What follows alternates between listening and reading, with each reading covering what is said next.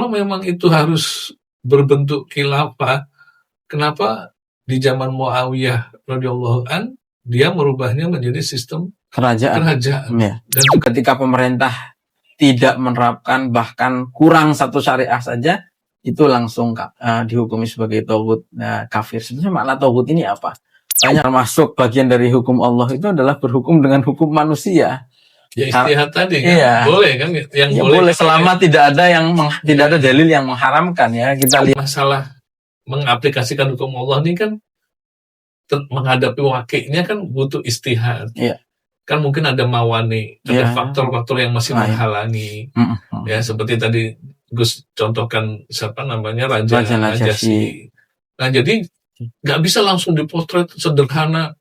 Oh Indonesia belum melaksanakan hudud terus langsung berarti menolak atau mengingkari hudud. Iya. Tidak sama. Padahal hududnya belum melaksanakan atau tidak melaksanakan kan bisa karena hawa nafsu, bisa karena belum mampu, bisa karena ada mawani. Ya kan, kalau dilaksanakan justru mudaratnya menjadi lebih besar misalnya. Ya kan seperti Umar bin Khattab kan ketika paceklik ya tidak menerapkan hukuman potong tangan. Iya. Ketika sudah ada pemerintahan, kemudian orang berniat membentuk pemerintahan lagi, itu maka masuk ke dalam hadis idza buya ali khalifata ini faqtulul akhiru minhuma gitu. Kalau ada orang mau mendirikan khilafah di negara yang sudah ada pemerintahannya, maka itu justru harus diperangi. Maka tidak semua orang kemudian bisa mendeklar dirinya adalah khalifah. Betapa hancurnya kehidupan politik umat Islam ini kalau misalnya seperti itu. Meninggalkan hukum Allah atau tidak melaksanakan hukum itu tidak sama berarti dengan mengingkari hukum Allah. Dan ketatan pada manusia bukan otomatis juga mempersekutukan dengan Allah. Di sekolah aja, di pondok pesantren juga ada peraturan. Ada aturan, di rumah ada aturan. Kalau disanksi juga, kalau dilanggar juga ada sanksinya. Tapi ini sifatnya idari. Dan itu level sekolah, level pondok, apalagi level negara. Nah, maka hukum-hukum yang seperti ini jangan dimotivasi seolah-olah nggak boleh juga ditaatin, seolah-olah ini kemusyrikan. Betul. Iya. Ini berbeda.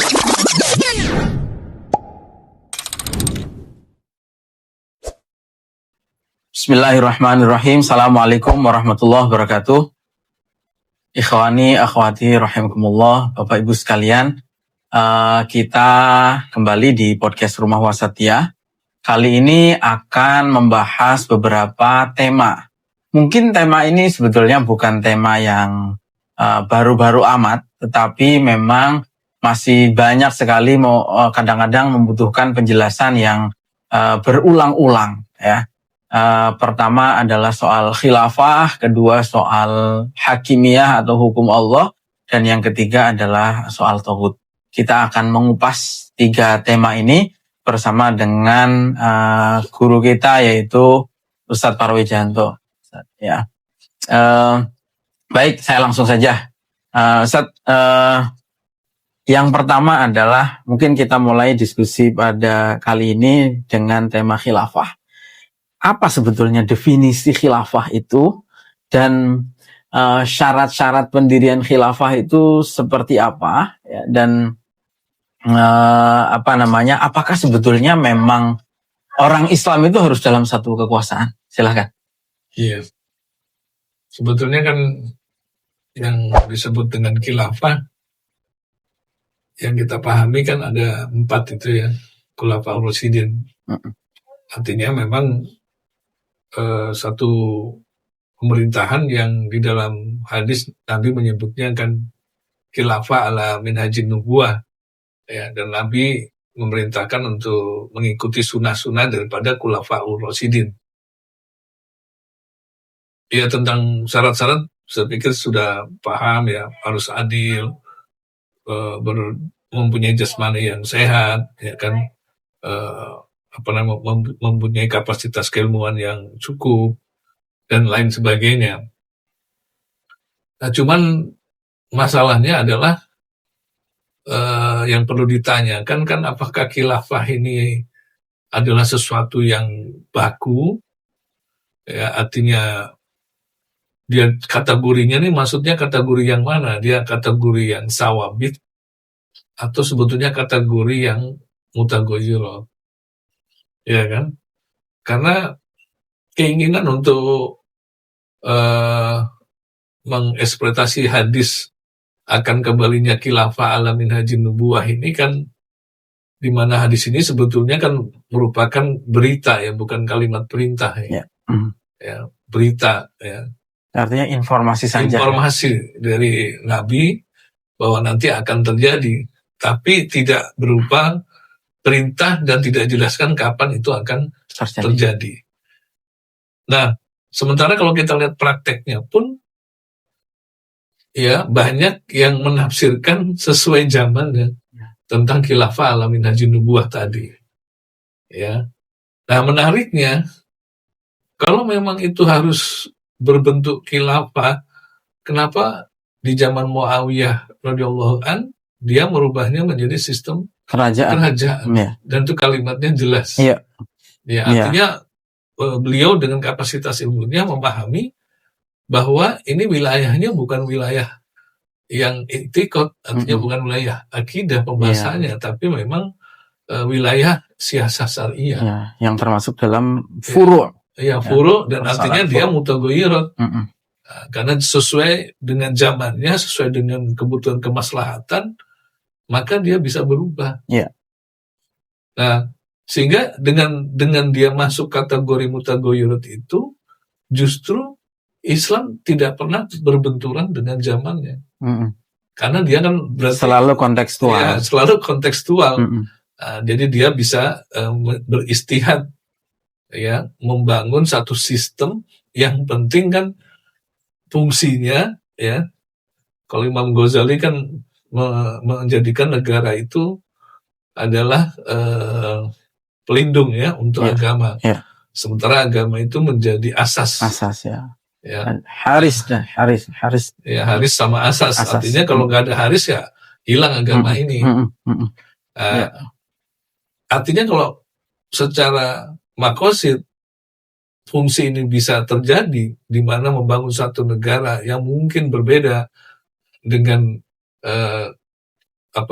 model khilafah di awal tadi, tapi bisa memenuhi, dia melindungi agama sehingga agama tetap bisa dipraktekkan. Ya, artinya syiar-syiar utamanya, artinya yang prinsip-prinsip dari agama, terutama maqasidus syariahnya, tujuan diturunkannya syariat itu bisa berjalan, maka Islam akan tidak berbenturan dengan zamannya. Jadi akan selalu bisa menerima, bahkan memaksakan hadis tadi, tapi menghasilkan mudarat yang lebih besar. Ini secara kaidah tidak diperbolehkan. Karena akhirnya bertentangan dengan tujuan syariat itu sendiri. Betul. Iya. Jadi ya memang persoalan khilafah ini masih menjadi sangat simpang siur, dan kemudian diskusinya seringkali agak polemik ya. Padahal sebetulnya kan khilafah itu lahirnya kapan? Lahir setelah eranya Nabi ya. Sistem yang lahir setelah Nabi wafat. Karena kan khilafah itu sebetulnya merujuk kepada Abu Bakar sebagai Khalifatur Rasulillah, ya, pengganti daripada Rasulullah. Khalifah itu artinya pengganti, dan ya gelarnya disebut khalifah, sistemnya disebut sebagai khilafah ya. Dan sebetulnya kalau saya berusaha menambahkan ya, bahwa Nabi sendiri kan dalam hadis menyatakan bahwa al-khilafatu min ba'di salasuna aman, ya, bahwa khilafah itu setelah eranya Nabi itu hanya akan bertahan selama 30 tahun. Makanya tadi Ustaz Para menyampaikan bahwa Muawiyah sendiri itu sudah mendeklar bahwa sistemnya, artinya setelah Khulafaur Rasyidun 30 tahun itu kan Abu Bakar, Umar, Utsman, Ali, dan digenapkan oleh Hasan, cucunya Nabi, maka sudah genap sebetulnya 30 tahun. Dan kemudian era setelah itu kan Muawiyah yang pertama kali memimpin. Dan Muawiyah sendiri mengatakan bahwa ana awalul muluki ba'dal khulafa. Saya adalah raja pertama setelah era kekhalifahan. Artinya sebenarnya khilafah itu hanya 30 tahun. Dan sudah habis setelah itu. Bahkan tadi Ustaz Para sempat menyinggung bahwa nggak ada perintah sebetulnya dalam hal secara eksplisit untuk mendirikan khilafah. Karena kosakata ini bahkan tidak kita temukan dalam Al-Quran. Ya kalau kita mau merujuk kepada sumber yang paling otentik kan Al-Quran dan hadis. Sementara di Al-Quran sendiri, jangankan perintah mendirikan khilafah, kosakata khilafah saja tidak kita temukan sebetulnya dalam Al-Quran. Dan kemudian kalau merujuk pada hadis, maka sistem yang dibangun oleh Nabi ketika berkuasa itu juga bukan khilafah, tetapi piagam Madinah. Jadi kalau mau ikut Nabi itu sebetulnya ikut piagam Madinah. Yang piagam Madinah itu kalau kita kontekstualkan dengan hari ini lebih mirip pada, maksudnya undang-undang ya, Undang-Undang Dasar 1945 Pancasila itu lebih mirip kepada piagam Madinah. Ya. Begitu ya. Jadi bahkan hadis yang tadi dikutip Ustadz Para bahwa satakunu khilafatan ala manhaji nubuwah, itu menurut para ulama adalah hadis yang dhaif. Karena tidak ada di dalam kutubus sittah. Dan bahkan di dalam kutubus tis'ah itu yang memuat hanya Ahmad bin Hanbal. Di dalam Ustadz Ahmad bin Hanbal. Dan ada seorang perawi yang oleh perawi yang lain itu dianggap sebagai dhaif, ya. Itu. Jadi perawi itu bernama Habib bin Salim, di mana menurut para ulama, misalnya Imam Bukhari mengatakan bahwa hadis dari Habib bin Salim ini tidak bisa diambil, gitu. Bahkan indikasinya pada saat itu kuat bahwa hadis itu indikasi politiknya kuat, istilah zaman sekarang nyari muka lah gitu, nyari muka kepada Umar bin Abdul Aziz gitu. Dan tadi Ustaz sudah sampaikan bahwa ini bukan amr tapi khobar. Artinya ada hadis-hadis tertentu mempunyai implikasi hukum karena berisi perintah dan larangan, dan ada hadis tertentu yang hanya cerita gitu. Dan ini hadis yang isinya adalah cerita. Dan kalau kita lihat bahkan sebetulnya ulama sudah mendefinisikan berbagai macam definisi khilafah, karena memang di Al-Quran hadis tidak ada, ulama lah yang berijtihad itu. Dan ada definisi yang bermacam-macam. Sampai bahkan ulama mengatakan bahwa khilafah itu ya pemerintahan, apapun namanya, karena yang diwajibkan adalah adanya seorang pemimpin, apapun sistemnya. Bahkan ketika merujuk pada definisi ini, ya Indonesia ini sudah disebut sebagai khilafah. Karena tadi sebagaimana disinggung Ustadz Para bahwa yang paling penting adalah bisa membawa maslahat. Dan terbukti sejauh ini kita sudah 80 tahun ya Indonesia merdeka ini, kita bisa dengan leluasa menjalankan ibadah, menjalankan syariat, bahkan kita bisa katakan bahwa Indonesia ini sudah menerapkan syariah dan tidak pernah anti terhadap hukum syariah itu, selama yaitu jalur aspirasinya konstitusional gitu, dan sudah banyak yang diterapkan. Kalau kita lihat hukum keluarga kita dasarnya Islam, itu bahkan tahun 1974 ya, hukum keluarga dari mulai pernikahan, waris dan hibah dan seterusnya itu sudah ada dalam. Lalu ada kompilasi hukum Islam ya, semacam KUHP ya, kemudian ada pengadilan agama, ada undang-undang ekonomi syariah, zakat, wakaf, haji ada undang-undangnya sendiri, zakat ada undang-undang sendiri, wakaf ada undang, dan seterusnya. Jadi dan tadi kenapa dari Ustadz Para tadi sudah menyebut ya soal syarat menjadi khalifah itu. Tapi ada hal lain yang menjadi catatan, yaitu salah satu syarat mendirikan kekhalifahan itu adalah diputuskan oleh ahlul halli wal aqdi dan ketika pemerintahan itu dalam kondisi kosong gitu. Karena ketika sudah ada pemerintahan, kemudian orang berniat membentuk pemerintahan lagi, itu maka masuk ke dalam hadis idza buya ali khalifata ini faqtulul akhiru minhuma gitu. Kalau ada orang mau mendirikan khilafah di negara yang sudah ada pemerintahannya, maka itu justru harus diperangi. Maka tidak semua orang kemudian bisa mendeklar dirinya adalah khalifah. Betapa hancurnya kehidupan politik umat Islam ini kalau misalnya seperti itu. Misalnya di Indonesia ada seorang tertentu misalnya mendeklar saya khalifah. Lalu kemudian misalnya di daerah lain ada yang mendeklar lagi saya adalah khalifah. yang terjadi adalah peperangan di antara umat Islam. Maka sebetulnya mentaati pemerintahan yang ada, memperbaiki, inilah yang saya kira ideal ya, gitu ya Ustaz. Nah kemudian yang kedua Ustaz, soal tauhid ya, karena banyak juga yang mengatakan bahwa pemerintah kita hari ini dianggap sebagai pemerintah yang tidak sesuai syariah. Yeah. Meskipun tadi sempat saya singgung bahwa sebetulnya pemerintahan kita sudah menerapkan syariah. Bahwa ada yang kekurang-kurang misalnya belum diterapkan, itu kan hanya soal proses untuk menuju ke sana gitu. Nah, tetapi ada yang keburu-buru mengatakan bahwa ketika pemerintah tidak menerapkan bahkan kurang satu syariah saja, itu langsung dihukumi sebagai tauhid kafir. Sebenarnya makna tauhid ini apa? Banyak saya kira orang yang belum tahu, masyarakat yang belum tahu. Ya, sebelum jawab tauhid, tambahkan sedikit dulu tentang khilafah tadi. Jadi tadi kan pembedaan bahwa itu bukan masalah akidah, tapi masalah yang huru. Ya, artinya yang kategorinya mutagoyirat, bukan yang sawabit. Artinya dia kategori syariah. Itu penting sekali. Dan ini juga dibuktikan pada tahun 300 Hijriyah itu, sekitar tahun-tahun itu, ada 3 khilafah. Satu di Abbasiyah, kemudian ada di Baghdad pusatnya, kemudian yang kedua di Andalusia, Umayyah ya, dan Fatimiyah di Mesir. Nah artinya sebetulnya dengan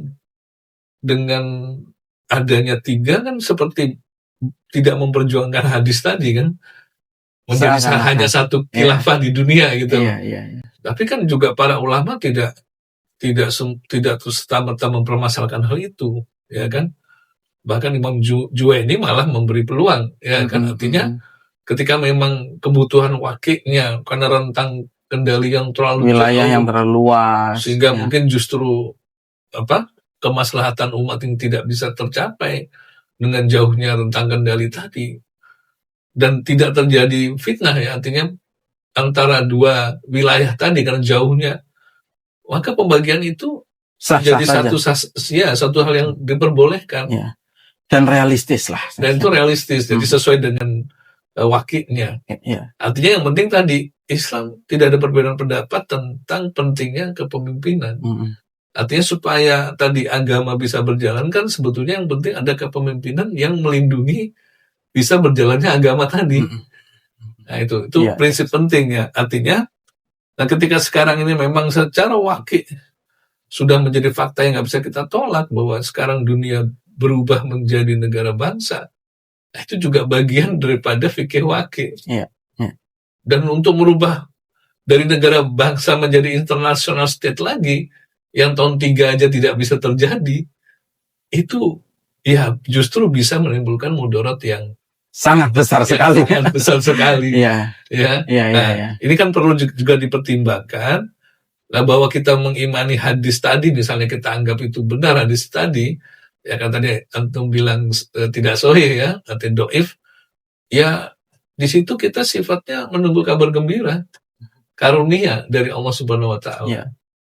Jadi itu tambahan biar artinya kita tidak mengekspresikan, mengorbankan pikiran, harta, jiwa dan sebagainya. Itu satu hal yang akhirnya justru mendatangkan kemudaratan yang lebih besar. Padahal darul mafasid muqaddamun ala jalbil masalih, ya, menghindari kemafsadatan itu dalam Islam lebih ditekankan ya daripada kemaslahatan. Jadi Bapak Ibu sekalian, tadi saya kira itu poin penting ya, bahwa yang wajib itu adalah mendirikan pemerintahan. Yang wajib itu adalah adanya seorang pemimpin. Apakah itu sistemnya mau disebut apapun itu, apakah disebutnya Khilafah Indonesia atau itu NKRI atau itu Republik Indonesia Serikat ya, apapun sistemnya, apapun sebutannya, yang penting adalah harus ada pemimpin. Dan tadi bahwa sebetulnya kepemimpinan Islam itu tidak harus satu di seluruh dunia ini ya, karena itu sangat tidak realistis dan tidak ada perintahnya. Satu, memang tidak ada perintahnya, karena idza buya ali khalifata ini kan nggak dikatakan fid dunya. Iya. Jadi mungkin dalam satu wilayah ya, ketika ada satu khalifah lalu muncul khalifah baru dalam satu wilayah, maka inilah yang harus diperangi karena itu bughat, pemberontakan. Tapi ketika ada seorang mendirikan khilafah di negara lain, pemerintahan di negara wilayah yang lain yang tidak menimbulkan fitnah, maka ya tidak jadi persoalan seperti tadi dicontohkan ya. Ketika Andalusia, Umayyah di Andalusia, lalu kemudian Abbasiyah di Baghdad, itu tidak terjadi persoalan. Bahkan sebetulnya kalau dirujuk lebih awal lagi, yaitu ketika Sayyidina Ali punya pemerintahan di Kufah dan Sayyidina Muawiyah punya pemerintahan di Damaskus. Ya, itu masih di era Khulafaur Rasyidun. Bahkan kalau ditarik lebih awal lagi, yaitu ketika Nabi Muhammad menjadi penguasa di Madinah, ada orang Muslim lain yang punya kekuasaan di Habasyah, Raja Najasyi. Dan tidak pernah Raja Najasyi ini diperintah oleh Nabi agar negaranya berada secara hierarkis, berada di bawah negara Madinah. Jadi sebetulnya khilafah yang disebut oleh sebagian kelompok hari ini, ya, entah itu HTI atau Khilafatul Muslimin, mencita-citakan adanya kepemimpinan yang tunggal di seluruh dunia, itu selain nggak ada perintahnya dan sangat tidak realistis. Akan perang berapa ratus tahun seandainya cita-cita semacam ini ingin diwujudkan. Bahkan selalu kan mereka berandai bahwa ini sudah terjadi dari zamannya Abu Bakar sampai Utsmani. Padahal kenyataannya kan tidak begitu. Sepanjang sejarah ini kekuasaan Islam banyak yang hidup di era bersamaan. Dan itu misalnya Mamluk di Mesir, di Maghrib, di Maroko, lalu Mughal di India, Safawi di Iran. Ini kan banyak kekuasaan. Di sisi lain di Indonesia, ini juga apalagi ya, sebelum ada negara Indonesia kan ada kerajaan-kerajaan Islam. Kerajaan Islam di Demak, kerajaan Islam di Goa, kerajaan Islam di Bima, kerajaan Islam di Aceh, kerajaan Islam di Maluku, dan beberapa kerajaan Islam yang lain. Dan itu tidak jadi persoalan. Jadi yang paling penting adalah adanya pemerintahan yang membawa kemaslahatan, gitu ya. Iya. Jadi saya kira itu clear. Nah, soal Togut tadi, Togut ya. Togut ini yang sering dinukilkan pendapatnya, salah satunya itu pendapat Ibnu Qayyim. Nah, sementara beliau menyatakan Togut itu kan kalau disimpulkan itu yang pertama adalah Togut yang ke arah ibadah. Yeah. Togut yang ke arah ibadah ini ada yang berakal, ada yang tidak berakal. Ya, kalau batu, berhala itu kan nggak berakal. Tapi juga disebut Togut karena disembah kan. Disembah. Yeah. Ada juga yang berakal tapi disembah kan begitu. Iya. Kategorinya begitu. Nah, Fir'aun. Jadi ini yang mayoritas di Quran ayat-ayatnya sebetulnya ke arah sana. Jadi ke arah ma'bud ya kan. Makanya kan ma'bud atau arahnya tasyri' ya, membuat syariat sendiri. Tasyri' dini ya. Nah, jadi dia memang Nabi SAW ini kan diturunkan ya, kalau bahasa yang sering dipakai adalah disebut tauhid uluhiyah ya, artinya ke arah yang diibadahi tadi ya kan, ilah ke arah ilah ya. Nah, ini sebagian besar ayat sebetulnya ke arah sana. Jadi yang dimaksud suruh mengkufuri Togut ya Togut yang ini, artinya karena langsung bertentangan dengan tauhid uluhiyah tadi, ya. Keesaan Allah sebagai yang harus disembah. Yang berhak disembah itu hanya Allah, ya kan? Karena di masa itu ada berhala, ada pohon, ada hewan mungkin ya, sampai sekarang ada yang nyembah sapi. Tandingan kan di situ. Nah, yang kedua Togut yang ke arah ditaati ya, ditaati. Tapi dalam hal-hal yang bertentangan dengan perintah Allah. Ya, perintah Allah, terutama perintah Allah yang tadi ke arah melanggar yang pertama tadi. Iya kan? Kan banyak raja juga yang memperlakukan dirinya seperti ilah juga kan gitu. Nah, mungkin di zaman dulu lebih jelas ya, sampai mereka harus sujud kepada rajanya, ya kan? Dan itu intinya minta ditaati, apapun keputusannya yang sebetulnya dijadikan semacam syariat juga. Nah, akhirnya kan syariat tandingan, bukan sistem administrasi. Ini penting ya kan, karena penguasa outputnya bisa dua. Satu, memang bertentangan dengan tasrik dini, misalnya menentukan halal haram, atau aturan administrasi. Ya kan? Nah, ini harus dipilah dan dirinci. Kalau tidak, nanti agak kesulitan dalam mempraktekannya. Nah, yang ketiga adalah terkait dengan hukum. Ya, dengan hukum ini, ya maksudnya dia menggunakan hukum selain hukum Allah. Nah, tapi hukum selain hukum Allah ini juga harus dipilah dan diperinci. Nah, kadang-kadang bias ya. Nah, jadi ada wilayah yang kita istilahkan aja dengan tasrik dini. Ini terkait dengan hakimiyah kan. Jadi hak membuat syariat itu adalah haknya hanya Allah saja. Nah, ini yang berkaitan dengan syariat agama. Ya, berkaitan dengan agama, dengan halal haram, dengan masalah tata cara ibadah yang nggak boleh dirubah, ya kan, masalah hudud, ya kan. Nah, itu sudah memang ketetapan Allah dan ini wilayah yang tidak boleh ditandingi. Ya. Nah, tapi ada juga yang disebut wilayah ijtihad. Nah, ini juga adalah wilayah yang diizinkan Allah. Ya, jadi ada wilayah yang memang didiamkan Allah Subhanahu wa taala bukan karena lupa, tapi karena rahmat. Karena rahmat. Ya kan? Jadi tujuannya apa? Karena Allah yang Maha Tahu, sudah tahu bahwa Maha Tahu ini mengetahui bahwa nanti akan berkembang dunia ini. Maka butuh fleksibilitas. Ya, itu luar biasa hikmahnya, ya kan, butuh fleksibilitas. Nah, sehingga dibiarkan memang. Nah, sehingga pada masanya manusia diberikan ilmu oleh Allah Subhanahu wa taala melalui kaidah-kaidah syariat tadi untuk beristihad menghadapi zamannya tadi. Nah, di sini juga melahirkan hukum-hukum, tapi hukumnya hukum administratif istilahnya, tanzim idari tadi, atau wilayahnya wilayah siasa syariah. Nah, ini memang diizinkan. Jadi taat di sini bukan taat yang dilarang.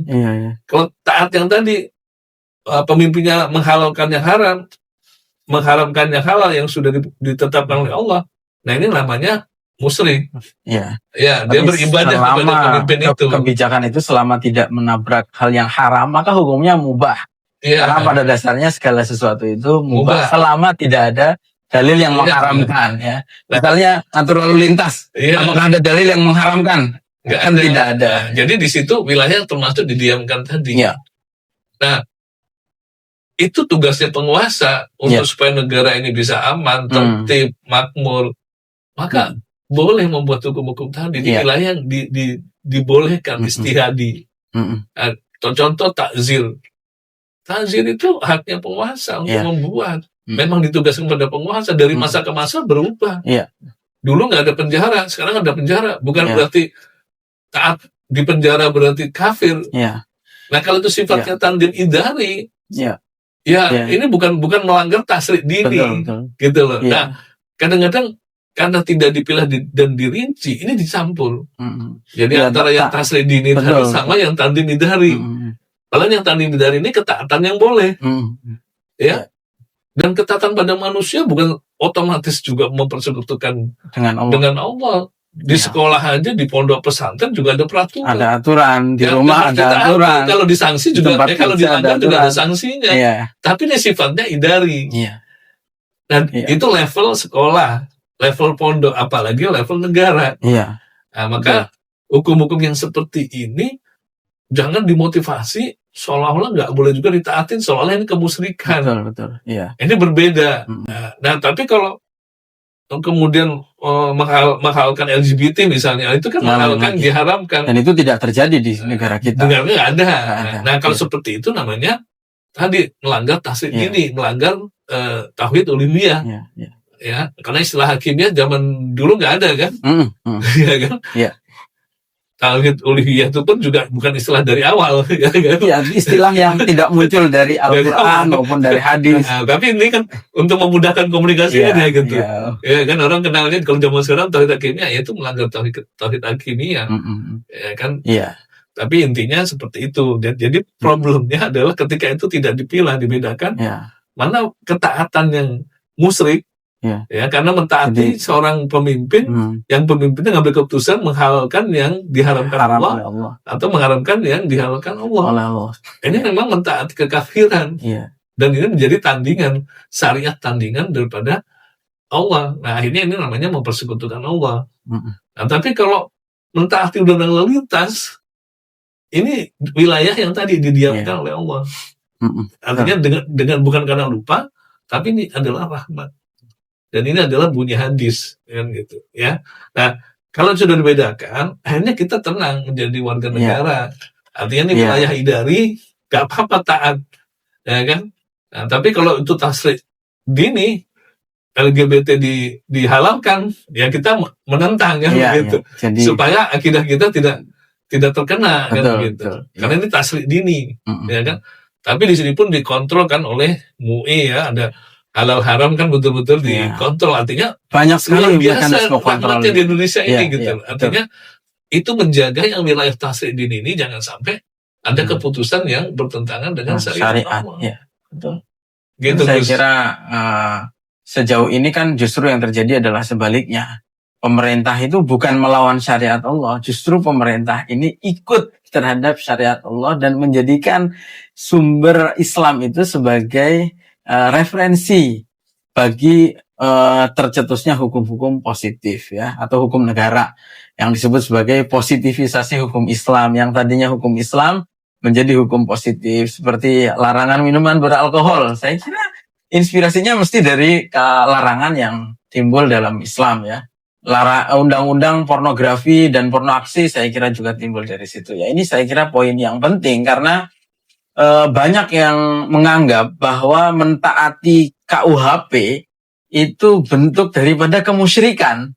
Padahal kita tahu bahwa tadi sudah disampaikan bahwa sebetulnya takzir itu adalah wilayahnya pemerintah. Ya. Takzir itu wilayahnya pemerintah. Banyak sekali hal-hal yang tidak disampaikan. Nah, soal tauhid tadi saya kira juga harus clear, ya, bahwa tauhid itu kan tadi yang dicontohkan misalnya adalah pada masa lalu ada pemimpin-pemimpin yang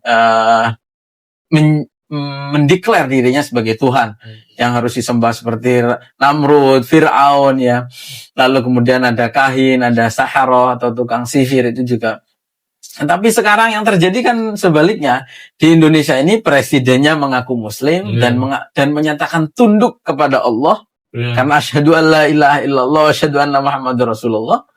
Tunduk terhadap hukum Islam dan kemudian juga nggak pernah ada pemimpin yang menyatakan bahwa dirinya layak disembah. Justru yang terjadi adalah langsung dilengserkan. Iya, sebaliknya, ya. Jadi saya kira memang sangat keliru yang sangat jauh sekali ketika mengatakan bahwa pemerintahan ini tauhid, dan saya kira implikasinya pasti akan panjang karena ketika menyatakan pemerintah tauhid maka otomatis rakyatnya ini sebagai penyembahnya tauhid. Nah, ini yang berbahaya saya kira.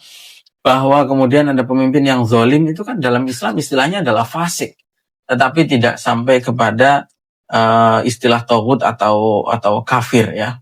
Dan bahkan kalau kita bisa sebut, ya, karena tauhid itu sebetulnya maknanya adalah melampaui batas. Maka sebetulnya sikap ekstrim yang mengkafirkan secara total orang Islam ini, mayoritas Muslim itulah tauhid yang sesungguhnya, gitu. Ya, seperti itu. Nah, saya kira penguatan soal hukum Allah seperti apa sebetulnya hukum Allah ini? Jadi tadi kan sudah harus kita bedakan, ya, mana yang tasrik dini, mana yang tandim idari. Nah, yang perlu juga diperhatikan, meninggalkan hukum Allah atau tidak melaksanakan hukum itu tidak sama berarti dengan mengingkari hukum Allah. Nah, karena masalah mengaplikasikan hukum Allah ini kan menghadapi wakilnya kan butuh istihad. Iya. kan mungkin ada mawani, ada faktor-faktor yang masih menghalangi. Ya, seperti tadi Gus contohkan siapa namanya Raja Najasyi. Nah, jadi nggak bisa langsung dipotret sederhana. Oh, Indonesia belum melaksanakan hudud terus langsung berarti menolak atau mengingkari hudud. Tidak sama. Padahal hududnya belum melaksanakan atau tidak melaksanakan kan bisa karena hawa nafsu, bisa karena belum mampu, bisa karena ada mawani. Ya kan, kalau dilaksanakan justru mudorotnya menjadi lebih besar misalnya. Ya kan, seperti Umar bin Khattab kan ketika paceklik tidak menerapkan hukuman potong tangan. Iya. Dan tidak semerta-merta Umar bin Khattab kafir. Iya, nggak bisa karena memang untuk melaksanakan butuh istihad. Iya. Nah, untuk mempraktekannya sesuai dengan wakilnya, ya kan? Tapi itu tidak sama dengan otomatis berarti mengingkari hukum Allah. Terus menganggap hukum, karena ketika tidak diterapkan akan diganti dengan takzir supaya ada tetap efek jerahnya kan. Nah, itu juga istihad. Nah ini perlu dipahami. Jadi ketika menyepakati negara bangsa ini, memang kan seperti hudud tidak serta-merta langsung bisa dilakukan.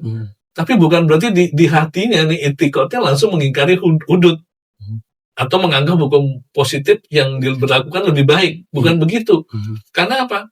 Jika negara tidak ada hukum, itu justru mudaratnya lebih besar. Nah, dan gitu. Bahkan hudud sendiri kan ada khilafiyah yang terjadi di sana. Artinya persoalan khilafiyah ini kan persoalan yang menunjukkan bahwa tidak qat'i harus dilaksanakan. Qat'i itu kan misalnya seperti sholat itu kan qat'i harus dilaksanakan. Tapi kalau kita lihat hudud itu kan misalnya rajam itu kan persoalan yang menurut para ulama sendiri ada yang mengatakan rajam itu masih wajib dan ada yang mengatakan tidak wajib. Artinya ketika pemerintah kita mengikuti pendapat ulama yang mengatakan rajam itu sudah bukan kewajiban, bahkan mungkin madaratnya akan menjadi lebih besar hari ini, maka pemerintah kita gugur dari apakah itu label fasik atau bahkan kafir ya, gitu. Jadi artinya kan tidak serta-merta. Jadi tidak melaksanakan atau belum melaksanakan atau meninggalkan melaksanakan bukan berarti mengingkari. Ya kan? Dan apalagi kalau kita rujuk kepada ayatnya kan seringkali orang membacanya hanya potongan terakhir, yaitu wa ma lam yahkum bima anzalallah faulaika humul kafirun. Dia tidak lihat ayat yang depan. Awal mula ayatnya itu, permulaan ayatnya adalah inna anzalat Taurat. Jadi sebetulnya ayat ini turun kepada orang Yahudi ya. Jadi apalagi kalau kita lihat lagi, yaitu bahkan para ulama yang mengatakan faulaiku humul kafirun, itu ulama mengatakan bahwa itu adalah kufrun duna kufrin. Seperti sahabat Abdullah bin Abbas ya, zaman sahabat dan seterusnya. Dan sebetulnya kalau kita lihat kan bahwa termasuk bagian dari hukum Allah itu adalah berhukum dengan hukum manusia. Ya istihad tadi kan boleh kan, yang boleh selama tidak ada dalil yang mengharamkan ya. Kita lihat ayat wa in khiftum shiqaqa bainihima fab'atsu hakaman min ahlihi wa hakaman min ahliha, itu berhukum dengan hukum manusia. Lalu yang dibolehkan yang dibolehkan, ya tentu boleh karena memang diberi mandat oleh Allah membuat hukum itu. Terus namanya yahkumu bi adlin minkum, dan yang lain yaitu soal di ayat An-Nisa itu, yaitu atiullah wa atiur rasul wa ulil amri minkum, taat kepada hukum pemerintah. Ya, seperti misalnya, jadi keliru sekali kalau orang mengatakan mengikuti KUHP itu hukumnya musyrik, padahal Allah sendiri memberi mandat itu dalam hal ini ya. Jadi Umar bin Khattab di masa menjadi khalifah untuk tanzim idari dia mengadopsi dari Persia, namanya diwan. Nah, artinya kan Umar bin Khattab radhiyallahu anhu memisahkan bahwa ini adalah tanzim idari, boleh diadopsi untuk membangun sistem pemerintahannya. Jadi yang dimaksud di ayat itu bukan membahas tentang sistem pemerintahan yang sifatnya mutaghayyir tadi. Ya, bahkan boleh mengadopsi dari Persia. Coba, ya kan, yang penyembah api pada masa itu. Sebetulnya mengadopsi dari mana saja kan Nabi sendiri menyatakan al-hikmah dhalatul mu'minin ya. Artinya selama tidak ada keharamannya maka boleh aja mengambil dari.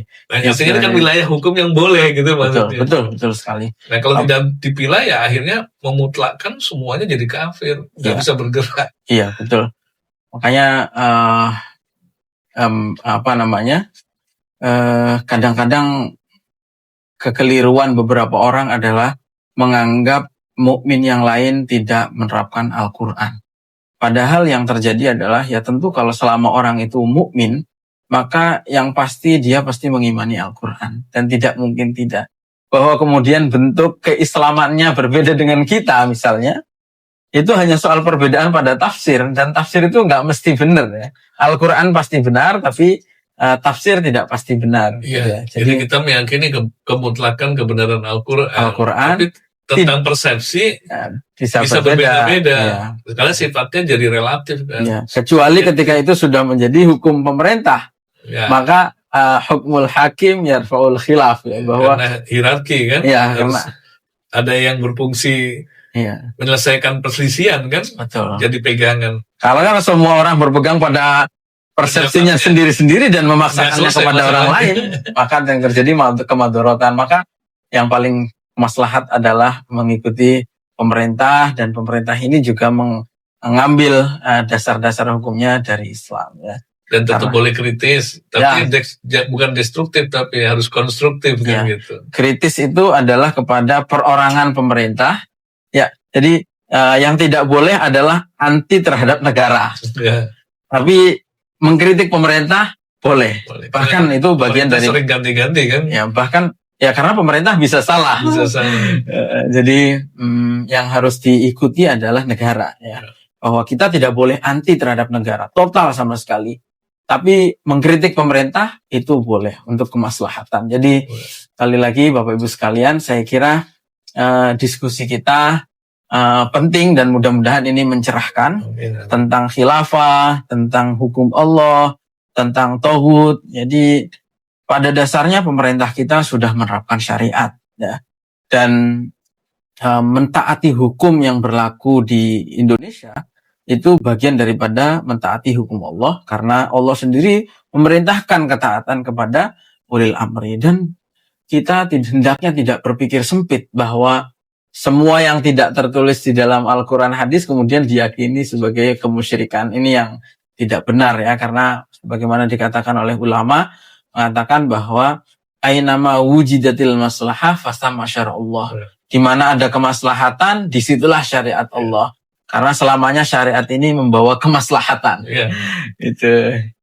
Itu saja saya kira Bapak Ibu sekalian, semoga bermanfaat. Kita lanjut lagi pada diskusi berikutnya. Kalau ada saran, pertanyaan bisa ditulis di kolom komentar untuk pembahasan podcast berikutnya. Demikian, wallahu a'lam bishawab. Assalamualaikum warahmatullahi wabarakatuh. Waalaikumsalam warahmatullahi wabarakatuh.